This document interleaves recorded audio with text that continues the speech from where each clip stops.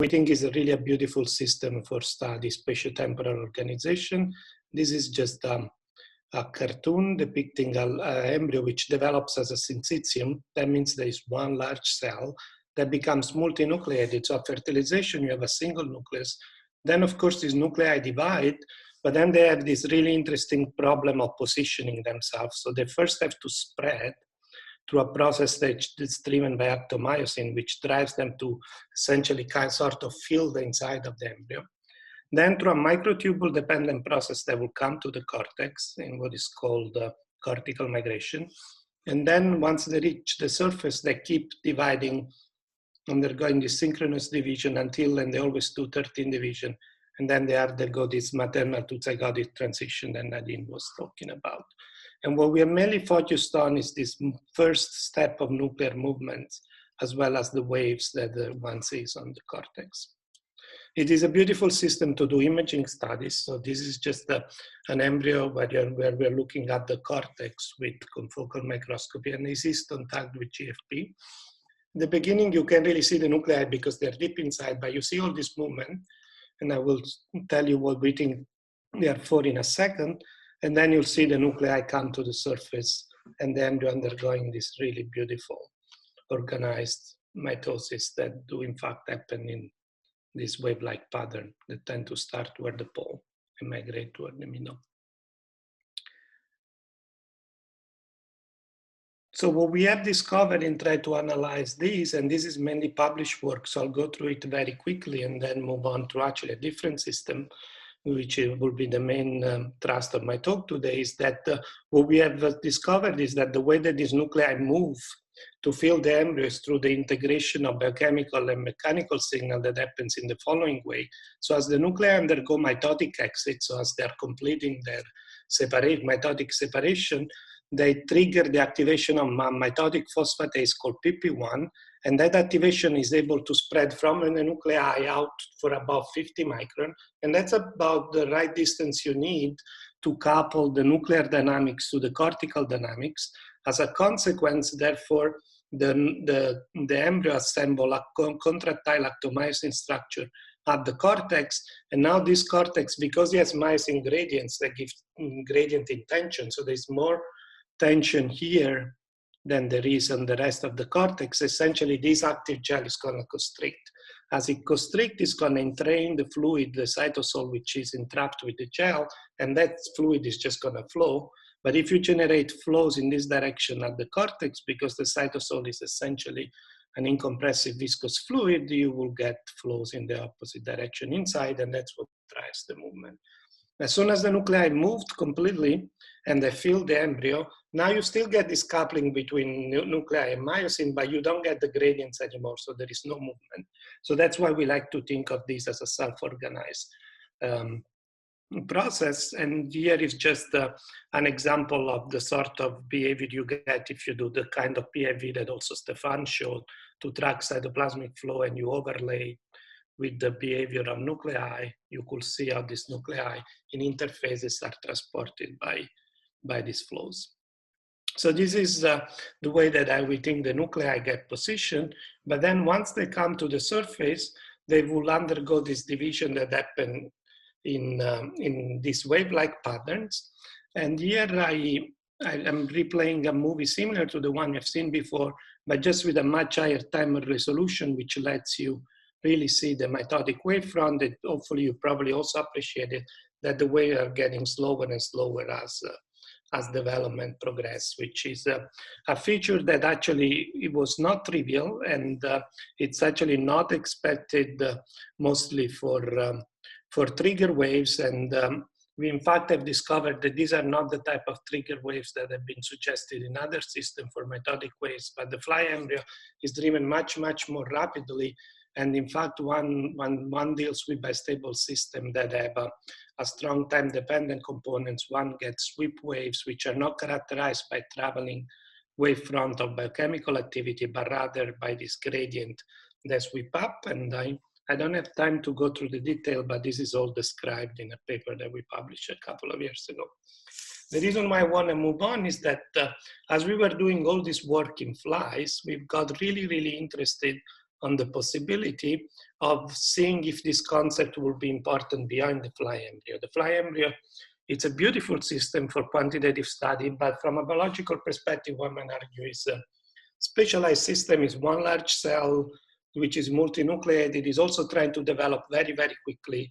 Maybe a lot of these processes, one could think were there to deal with speed, but if you go to a cellularized tissue, which has also a large scale, will some of these concepts be also important?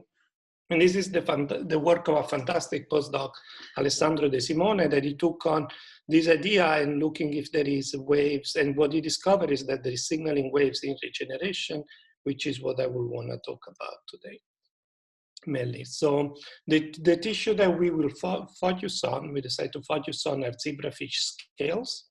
And they provide a great model for quantitative study of tissue regeneration. They were actually first started, this is all a collaboration with my close colleague Ken Post in my department, and we commented a fantastic student, Ben Cox, who established the zebrafish scale as a method as a system for imaging regeneration. They are a nice system to study bone regeneration, as scales in fact are a piece of bone, and that bone matrix is secreted by a continuous layer of osteoblast. There's also called a hyposquamous layer that sits right underneath the bone matrix. And then there is actually more sparse osteoblast and osteoclast on top. And the scale is embedded in the dermis, and it's all covered by epidermis. So that is actually not in touch with the water. Experimentally, the system, the approach that we can take to study the regeneration is quite simple, because Alessandro or Ben can go in with a forceps and just pluck and remove the scales. So what will happen is that they take away the entire tissue and also break the epidermis.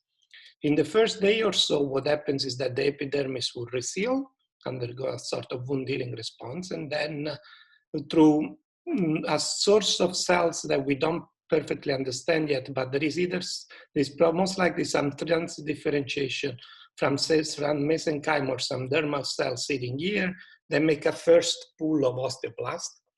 And then this pool of osteoblasts will proliferate, but that proliferation only lasts about a couple of days. And by day 4 on, when the bulk of the growth of the scale is actually driven by cells getting bigger without dividing or hypertrophy.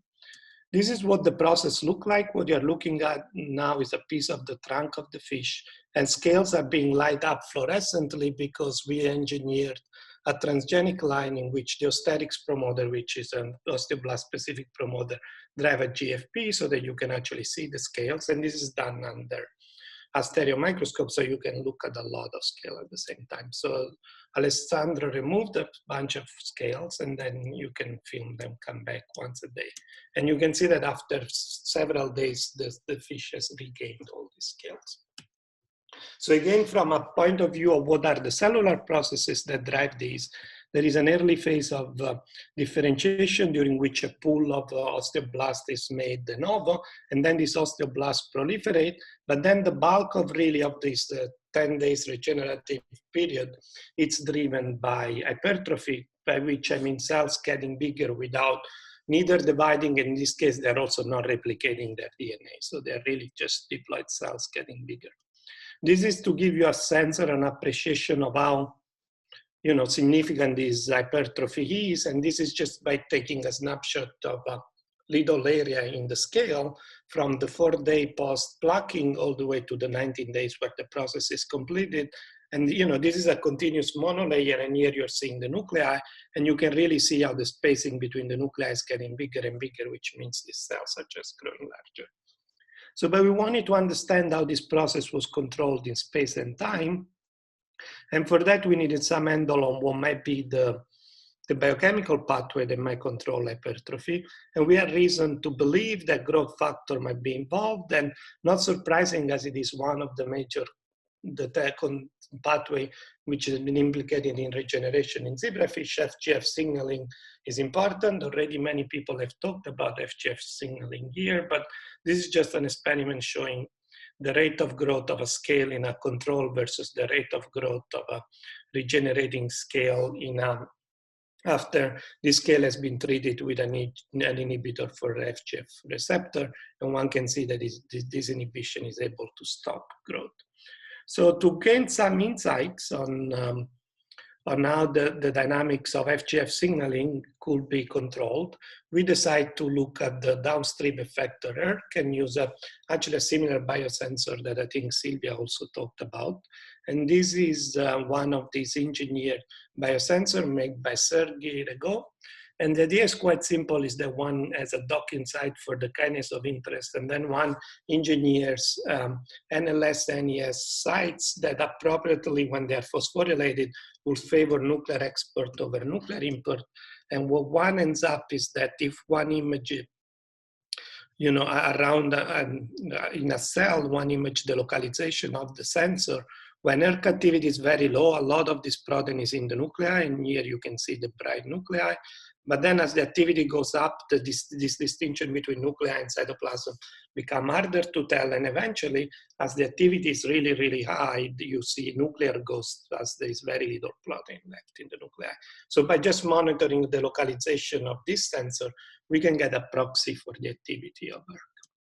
And this is what it looks like. So this is this is a beautiful image that Alessandro generated after some really, really complicated image analysis routine in which you have to go and identify the monolayer of the scale in every plane, and then you just flatten and reproject it on a plane. But what you can really appreciate once you do this exercise is that there are this very nicely organized ring of ERK activity. So these are really nice ring here. But we can do a little better, because on top of imaging the ERK sensor, we can actually also image nuclei, and then we can write routine to segment all these nuclei and then measure how much fluorescence is in the nucleus versus right outside of the nucleus. And from that, you can essentially transform an image like this into a neat map of activity. And then you can do this experiment longitudinally, for example, for about 3 days, following a fish every 6 hours. And what you discover is that these ring are dynamics, and that indeed there are these concentric waves, traveling waves of ERK activity. I can play this again, so you see a wave and a new one appearing. So this was very exciting for us, and we have been interested in signaling waves for a while, finding them that there are signaling waves that seem to be important in controlling regeneration. The next question we wanted to ask was what could be the function of these waves? And because of our previous experiment, where when we treated scales with FGF receptor inhibitor, we found that their growth was altered. We speculated that the function of this wave might be to control which cells are actively growing in the tissue. This is not an easy thing to prove, because the time scale of this process are really slow. So cells are growing just by a little bit every day. And imaging and tracking for such a long time is prohibitive. So what Alessandro came up with is a different way to measure which region of the tissue are growing and shrinking. And this is just borrowing a simple concept from continuous mechanics or tissue mechanics. So what he does, he measures cellular flows. So he segments nuclei and tracks them, let's say, for about 15 hours, which we can do continuously. And then essentially from the movement or from the velocity field, what he can do, he can just, evaluate which region of the tissue are growing or shrinking. This is simply by taking the divergence of the velocity field, which will of course tell you exactly what we wanted to know, which region are growing and which one are shrinking. For the non-mathematical people in the audience, this is actually quite intuitive to understand, because what that means is looking at mismatch of velocity. So imagine you're looking at these two cells, and imagine you take the velocity to the right and the velocity to the left. If the velocity to the right is larger than the one to the left, these 4 cells are not only going to shift, but actually are going to need to expand, because they're moving more here than they're moving there. If the velocity are balanced, then the 4 cells will just drift without either growing or shrinking. Of course, if the velocity on the left are larger than the one on the right, the cells will shift, but will also shrink. So Alessandro could measure the velocity field and then extrapolate what what the divergence field was. In this case, you can see some nice ring of growth. So the growth is more or less localized in space. And very, very excitingly, the localization of this expansion ring more or less corresponded to where ERK was active. And this is the same. This is the same scales where we can measure both the flows and ERK. And we did this for a bunch of scales, finding a very, very close correlation between where ERK is active and where the cells are actively growing. This is, of course, a very snapshot-like picture, or a very short-scale picture of looking at an instant in time where ERK is active and which cells are growing. But if we care about the entire regenerative process, what is really going to control how the tissue grows is not where ERK is localized at a particular time, because the wave is going to travel through the entire tissue and force all the cells to grow. But what is going to be important for controlling growth is how many waves are there. So together with a graduate student, Maya, what Alessandro did was following a bunch of fish, and just showing data for 1 year, longitudinally for about 2-3 weeks through the entire regenerative process, and count how many waves they could detect. So this is more or less a typical scenario where there's about 6 waves. So I've shown you before that these waves are repetitive by showing the end of a wave and the birth of a new one. But there's typically 6 of these processes. And if we overlay the growth or the area of the regenerate and its dynamics, it follows very, very closely the dynamics of ERK waves, which again was strongly supporting the role of ERK waves as a mechanism of growth. Of course, this is again just a correlation, so we wanted to do a more casuation experiment where we alter the dynamics of ERK wave and see its effect on the growth of the tissue.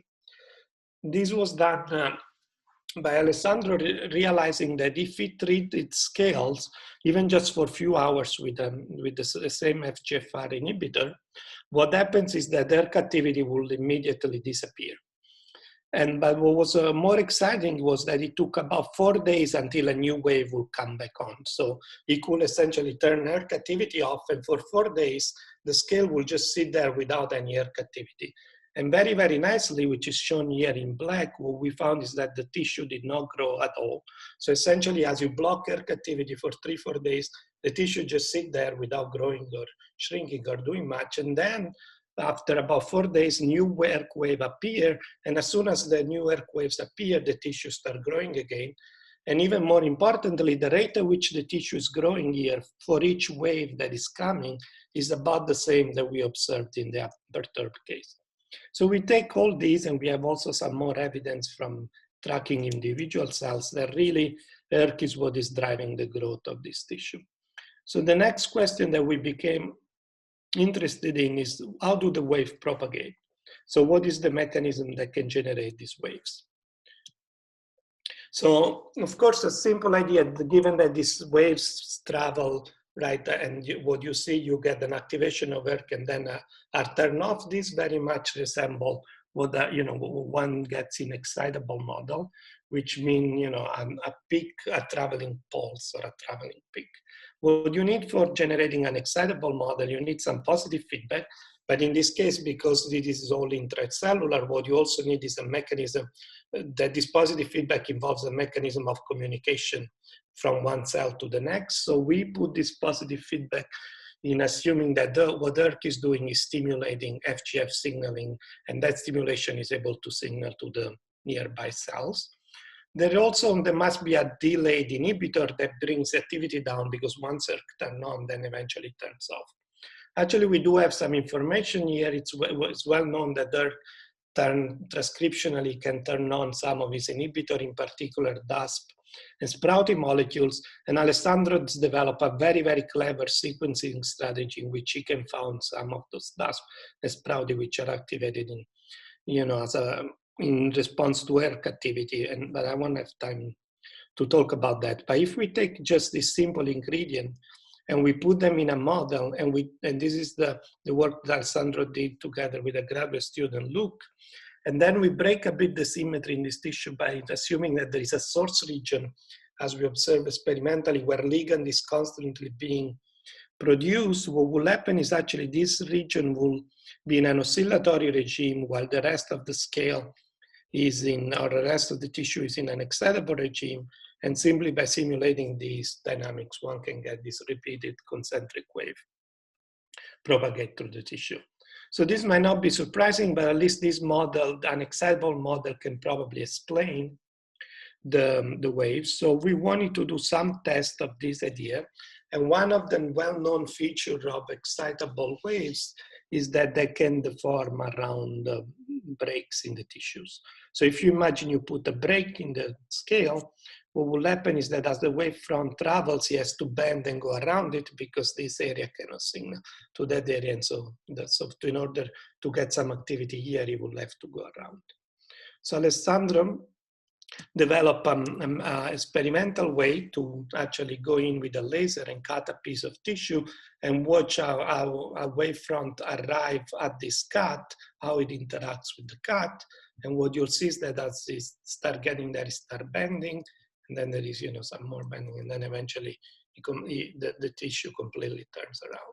This is probably a slightly better way to see this in a snapshot, in which you have here what an excitable wave model will predict, and here you can see the wavefront bending, and then it takes a very, very long time for the wavefront to get to this other end. Okay, so hopefully this is at least some of the evidence we have that you find convincing that there are these excitable Earth wave that travel through the tissue, and that the function of these waves may be to drive growth. So the next, in the next few minutes I have, what I want to talk a little bit about is why would you want to grow in a wave-like pattern? What are the advantages of this mechanism? So there is two. The first one is probably a bit obvious, which is that waves are better at transferring signal than simple diffusion. The second one was a bit less expected, and it's a bit more speculative at this point, but I will argue that growing as a wave in this tissue is a better way, or is a way that facilitates tissue growth. But let me drive you through this argument. So the first argument having to do with why waves may be a better way to transfer signal across the tissue in this particular case came from the fact that one can just use dimensional analysis to relate the velocity of a wave to the effective diffusion constant of whatever is the signal that is driving this communication. We don't really know the nature of the ligand. Well, we know it involves FGF signaling. We don't know what the nature of the ligand is. So this is really an effective diffusion constant at this point that we don't have access to. And the other parameter is very important, is the rate at which ERK is turned on. And one can take this relationship. The nice thing here is that we can measure these two parameters because we can track individual cells and measure ERK dynamics, and we can get that roughly takes about 5 hours for ERK activity to turn on an individual cell. We have measurement of the waves. So these are relatively slow wave, actually. They travel about 10 micron in an hour, so it takes about an hour to go from one cell to the next. But from these parameters, one can estimate a diffusion constant of about 500 microsquare an hour, or 0.1 microsquare a second, if you like. And then the exercise we did, just very simply mathematically, was to assume that there is a source region in the center of the scale that is generating an FGF ligand, let's say, and then we just let the ligand diffuse and nothing else. And what we asked is, if we wanted that ligand to reach all the way at the end of the scale, so if we are assuming that there's a source and that source is trying to communicate to the edge, how long it will take for this molecule to arrive there. And what one realizes is that with the scales we are dealing with, we have a scale, zebrafish scale, sorry about the scale here, but the spatial length here that we are dealing with are of the order of about a millimeter, and for a diffusion constant of 0.1 microsquare a second, it will take about a few weeks actually for a molecule released at the center to reach all the way to the edge. So that, it's not compatible with this process being completed in about 10 days. And while in fact the waves that we see can travel from the source to the end in about a couple of days. So this is obviously one idea, is that these waves are much faster. They don't lose their intensity. So if you want stereotypical growth across the tissue, it's probably a much better, easier way to control it because every cell is seeing the same ergodynamic more or less. So the other probably more exciting idea though that I would like to review in the last 3 or 4 minutes I have, and it's a bit more of a speculation, is that maybe growing in a wave is a better mechanism to both facilitate growth and for controlling tissue shape. This actually came from a control experiment. So we had as we were demonstrating that ERK activity was FGF dependent, and we were dealing with FGF dependent ERK wave.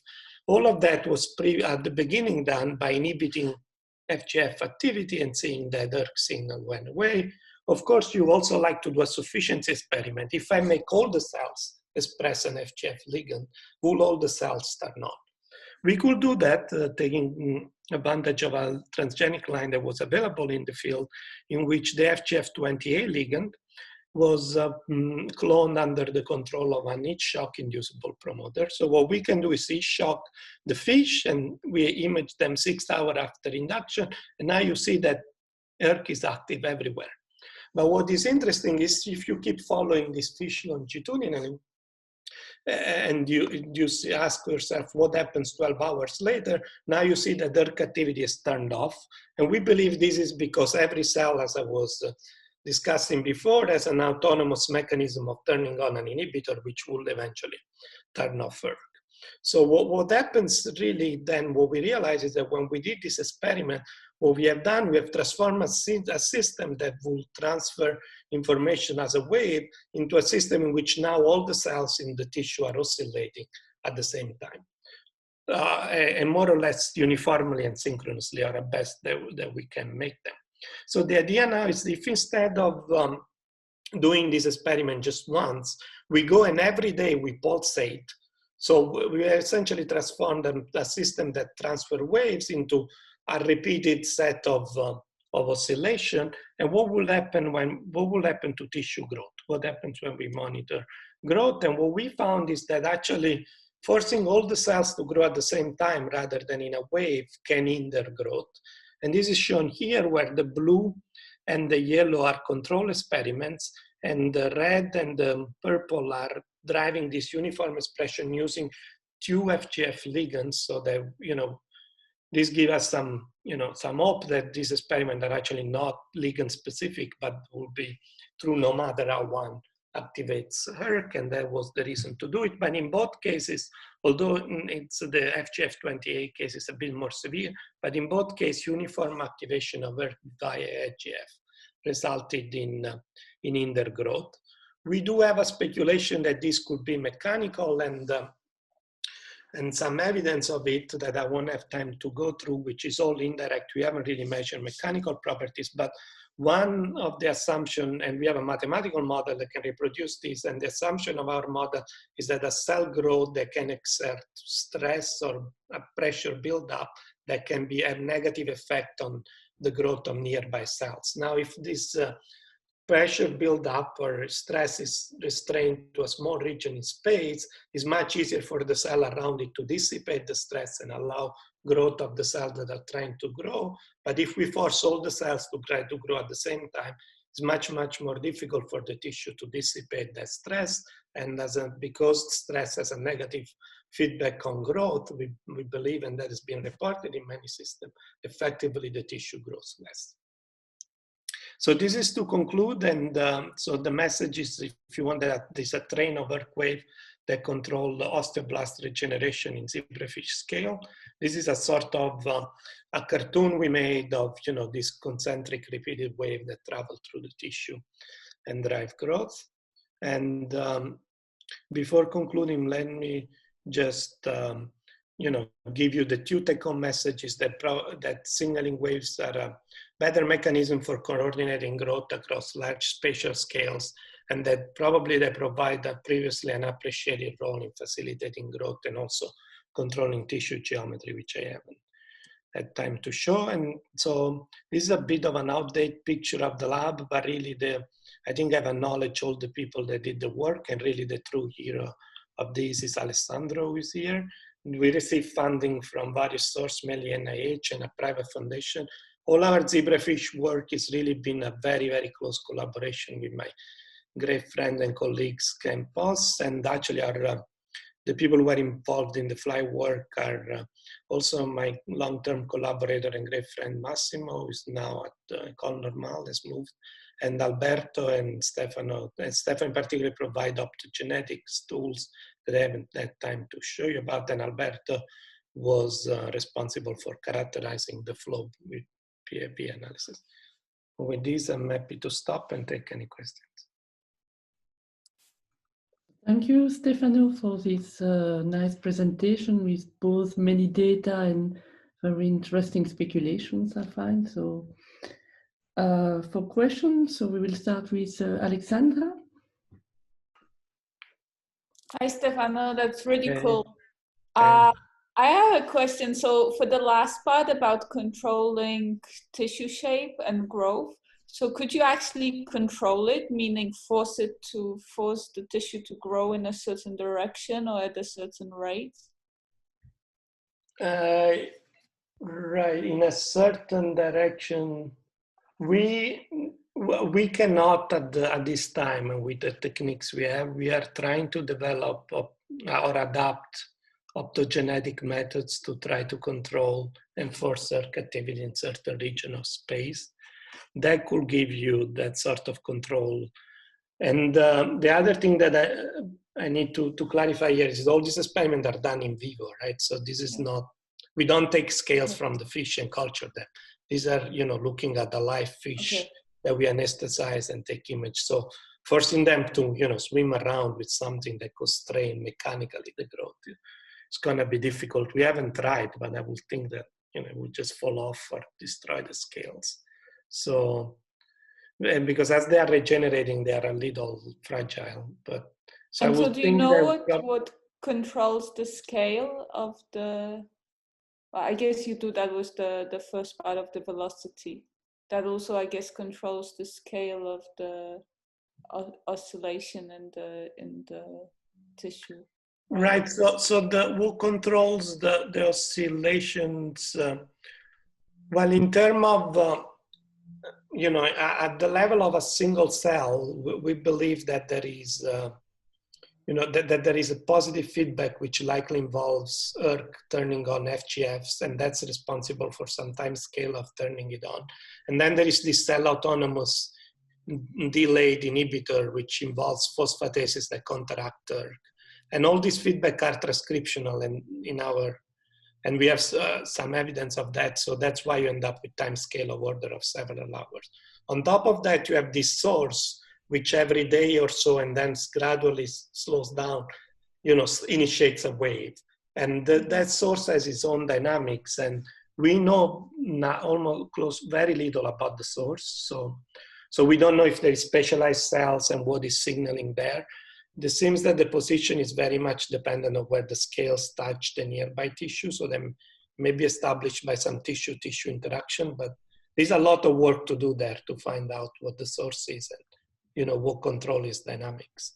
Because I think it's what ultimately control how much the scale grows. So it's really important things, but we still have to figure it out. Okay, we will have Stefan and then James. So Stefan. Well, my question you kind of just answered was about the source. So yes, okay, yeah, we need to really that. Yeah. Okay, so James now. Nice talk, Stefano. I really enjoyed it. We talked about this a little bit before, but with receptor growth factor signaling, with EGF receptors, there's this nice mechanism for intercellular communication where activation of one cell brings about the activation of metalloproteases that cleave ligands off the surface of that activated cell, and those ligands go and interact with the neighboring cell and activate growth factors there and bring about ERK activation.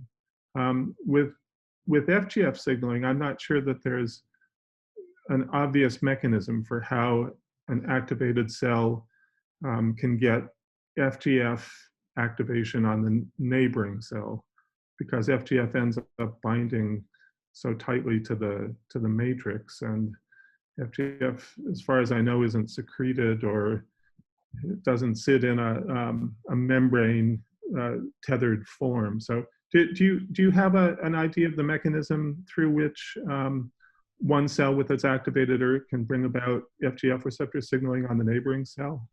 No, we do not know to that level of detail. So we have done experiment blocking EGF and nothing happens. So we really think it's FGF and not EGF. The other experiment we have done, we have blocked protein production for a few hours with cyclohexamide, and the wave really slows down significantly. So our favorite model is that in terms of and also the time scale that it takes about an hour or 2 hours to signal from one cell to the next, is very similar to what people see in the fly imaginal disk, where it's known that the feedback is transcriptional. While these waves that you refer to, right, the metalloprotease, those go about 5-6 times faster. So I think in that case, to send a signal from one cell to the next is only 10 minutes or so. So we really like to think that what the positive feedback might be is the stimulation of de novo synthesis of FGFs, but we don't know what it is, we don't know what the ligand is. And then we just think that all that has to do is to just be secreted. I mean, there's a lot of FGFs, some of which can be secreted, and then just signal to the next cell. And it is true that they can interact with heparin, with heparin sulfate, so they won't be long range, but I think then the next cell will take care. And in fact, actually what we found in our sequencing is that the FGF, the ERK active cell, even stimulate heparin sulfate production. So it's possible that they really want it to stay very localized, but maybe they concentrate the ligand. So this our favorite model is one in which, I'm giving you a long answer, is that you produce new ligand that they just diffuse to the next cell. But we have to find what the ligand is and test that model. The other thing we could do that we haven't done, because those drugs are not the cleanest, but we could try to block secretion, because that will also be a bit of a test that secretion is involved. And there are drugs to block that, at least some secretory pathways, but we haven't done those yet. Can you perturb the heparin sulfate in the vicinity of the cell?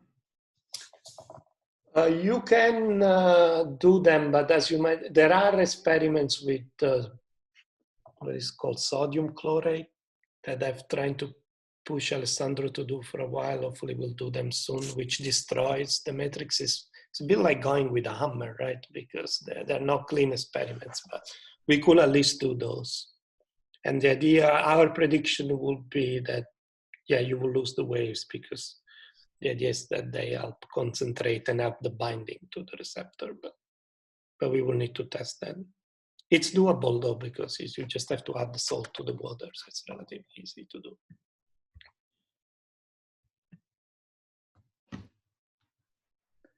Okay, Katharina has some question as well. A great talk, I really enjoyed it. I have 2 questions. One goes in the same direction as Alexandra asked. So if the wave dynamics, or the time that the wave travels, determines the shape of tissue growth, I'm wondering, in this experiment that you did where you cut the scale and then you see that the wave that goes around this cut site travels for a bit longer, do you see changes in growth of this cut tissue that somehow correlates with the wave dynamics that you observe? Yeah, that is an excellent question. The problem, so we haven't quantified very carefully. The problem with that is that the cut is it's relatively short-lived. So you really have to cut right when the wave front arrives there, because what you see is that already by this point, the cut is sort of sealed. So there is a wound healing response. So even if you cut, that cut lasts probably only about 12 hours. And I think to really see an effect that perturbing the geometry of the wave would have a big effect on the geometry of which the scale grows. You really will need, to have had few waves go through and really deformed it. So yeah, so this is one of the reasons why we would really like to have some way to perturb ERK locally. And there are ways that people have done beautiful experiments, Jared Tucher and other groups, perturbing ERK optogenetically. But it's hopefully that will work for us as well. Okay, yeah, thanks. And the other question is, so in the movie that you showed in the beginning, you showed there are these waves, these concentric waves, and then at one time point you see these lines appearing and they also light up. And I think these will make the lines that you also see later. Is it like a Turing mechanism that controls the spacing of these lines? Or do you have any idea how this is regulated? Yeah, that is an excellent question. So what these lines are that Katarina is referring to, they are here. And so what those are actually are the so-called radii, and this beautiful work from Alvaro Sagasti. Actually, the scale is innervated and also has blood vessel, and they run through these radii. And so this structure get determined about 4 days. So probably this is just as they're about to form and then they grow. And they have a very nice spacing. And we have sort of, I think Maya at some point has somehow, looked and quantified the spacing, but we really don't have many handle on what controls that molecularly. So it's a beautiful example of a very nice organized pattern, but we really don't have many clues at this point of, bomb mutants or things we could use to figure out how they are controlled. Then there's also some interesting cellular dynamics. There is cells around it as you make these tubes that undergo apoptosis that Bennett characterized. So it's a really beautiful morphogenetic process of generating this structure that then get innervated. And you're absolutely right that they seem to have a different, slightly different ergodynamics, so that often as the nearby cells are off, they tend to be on. And you can see they light up as sometimes slightly different. But we don't know what controls that. It reminds me a bit of limb development, where you also have this regular spacing. Yeah, and it's really an interesting structure, and that has a very important functional role, but we don't know what controls it. Thank you. And a last short question from Eric Nimwegen. Hi, Stefano. Thanks a lot for this talk.